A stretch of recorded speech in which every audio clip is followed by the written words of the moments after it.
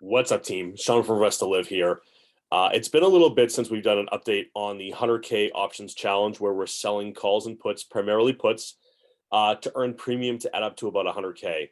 Uh, and it has been a while, and I wanted to do a quick update here. And I want to talk about why it's so important you do things the right way and you listen to your gut. It is so important. And I think the way this market has been for a little bit now, um, this is why it's important when you do learn about trading and investing and you're just in general doing these kind of things. It's important to learn from people who have been through a lot of cycles and know the signs of a downturn and know what to do in them.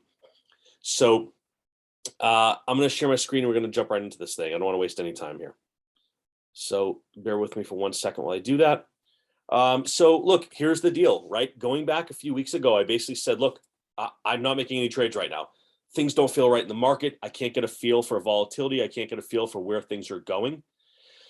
And I was getting more and more concerned, actually, to be frank, as we went here. And as you can see, I basically decided going back to the 4th of April not to make any trades at all. I just have never felt comfortable with where the market's sitting.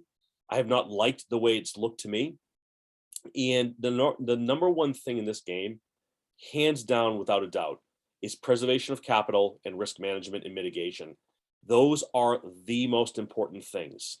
So although this isn't something we talk about in this video, I do leverage a lot of hedging techniques in general across my portfolio. And I don't normally talk about this in these videos, but I think it's important for everyone to hear this. I put out a number of videos of exactly what I was doing from a hedge perspective in and around protecting my equity positions, protecting my long positions, and then also protecting any longer term leaps as well. And what I had done was married puts against some of my larger positions. One in particular that I called out and did a few videos on was on Palantir, which at the time was trading pretty nicely, but it just was showing all the signs of weakness, showing general market weakness, and then showing weakness coming out of earnings if things didn't go well, in which case it didn't really matter if they did or not, everything kind of went down anyways. So my point simply being, this is the real world. And this is why doing this in the real world is why I kicked this whole thing off from the get-go. The goal, and I'm going to switch screens here because I think it makes sense to see the whole thing here, right? The goal might be to try to hit that 100K mark, okay? But the reality is this was really a test to see with real money and real tracking, is it possible to get to a point where you're generating meaningful income off of a bit of savings? In this case, around 50K, trying to generate up to 100K. Now, look, here's the deal. Because of this sort of stall period, I took a bit of a beating in my likelihood of hitting this goal. I don't feel, I don't know, I don't feel terrible about it, but I do think we've got a lot of work to do. And what I do also think is the market might be in a position where I can start to consider where and how I want to look for more premium to grab. I don't think that the opportunities are abound because I think there's still some downside risk, but I do think with the right things and the right sort of tracking on some technicals could put me in a position to make some trades here. I won't say who or what I'm looking at because I haven't decided on that yet, but I do think, or I do expect at least to be in some position by the end of the next couple of days here and start to trickle some income back in. I'm going to be very, very conservative. You're not going to see huge numbers at first. And then my ultimate goal is we're going to have to size up really quickly here. I'm not sure how I'm going to handle that just yet, but I am thinking through and thinking how I want to handle it. So again, a quick update, right? I'm sitting on about 8,500 bucks of profitable premium. I'm short about 91,500 on that goal. I've had a nice sort of first quarter of this exercise. I know I'm keeping the last 4 weeks sort of my bonus time, which I'm going to really end up needing now. But the first piece here went really well. We had a couple good trades, but these were some warning signs that when I really went back and thought about the data and thought about what I was seeing, this is where I was having those initial big concerns. The premiums were getting really frothy, really juicy. And that means that there are people on the other side of the trade who are willing to pay that premium to you as the seller because they foresee risk. And I like to go into every trade that I make knowing two things. I don't know everything, and it's very possible the person on the other side of my trade is much smarter than me. So why would someone pay so much to protect their positions? Well, it's the same reason ultimately I did. I saw the writing on the walls and started protecting myself in significant ways. And because of that, like a lot of other folks, I was able to take a lot of profit on the downside. I know I've done some videos where I've touched on different option strategies and different hedging strategies. We've talked about leaps and calls, and we've talked about buying and selling across the board. If this is still a topic people are interested in, please feel free to let me know, and we can talk about potentially how we expand upon this or sort of show different ways to get in here.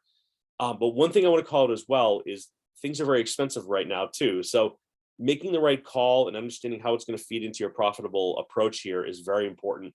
So although it looks like I had a couple of weeks here where I made nothing, I actually don't see it this way. What I see is a couple of weeks where I didn't lose money. And that's the real problem here is when you're trading at the scale, and this is just a microcosm of what I'm really doing overall across multiple types of strategies. You have to look for ways to mitigate risk during uncertain times. If I just willy-nilly was selling puts on everything that looked decent, I'd be sitting on positions that are worth a fraction of what they were when I made the move. And look, you can't do that. It just doesn't work. You end up having to sell at a loss so many times you never come back from it. So here's the reality of it. It's not that easy, right? That was the entire purpose of this exercise from the very first video I did on it, was that this is not an easy process to do in a consistent way to make a living. And again, I see so many other channels with people who, I'm not calling anyone out by any stretch, but clearly have never really done it, right? Like you read a Wikipedia article about how to run a wheel cycle, and next thing you know, they're making videos about how much money they made on this one particular sale of a put one time or twice. Doing this consistently across the board means lumpy income, inconsistent earnings, downside risk if you're not careful. It means long periods of making $0. So the reality is where I'm at right now is I still want to try to target that goal, but it's probably not going to get there based on the market. What I want to do is try to generate what I can for meaningful income during this process, and then let that sort of be something to build on for the next time I think about doing this or have more to work with as a baseline. And that's a final piece of this as well. You have to be willing to put up a significant amount of capital to protect yourself in doing put premium sales, right? So keep that in mind too, that right now with the market the way it is, this may not be the best strategy for you. This may not be the best strategy for you ever. I think right now the play certainly seems to be get in at low prices when you can and hold for the long term, for sure. That makes a lot of sense. That's not financial advice. That's just sort of common sense here. And what I'm going to do is revisit this once I make some trades and talk through why I'm making them, where I feel good about it. So again, sorry, I rambled a little bit at the end here, but I want to share that like, this hasn't gone away. This is what reality looks like. I don't make willy-nilly trades. I make real, legitimate, intelligent moves to try to generate premium. And if I can't, I'm out until I can. You have to learn to do the same thing. If I was living on this strategy, paying my bills with it, you're going to be very susceptible to making errors in judgment because you're trying to earn another couple $100 to pay a bill or whatever the case might be. So with that, I appreciate you watching. Sorry it took so long for the update, but I want to have something meaningful and I just haven't been able to get it there. So with that said, keep watching. We're going to keep working on it. And as always, thanks so much for watching the rest of my videos too. With that, have a good afternoon and a good week ahead. Thanks, everybody.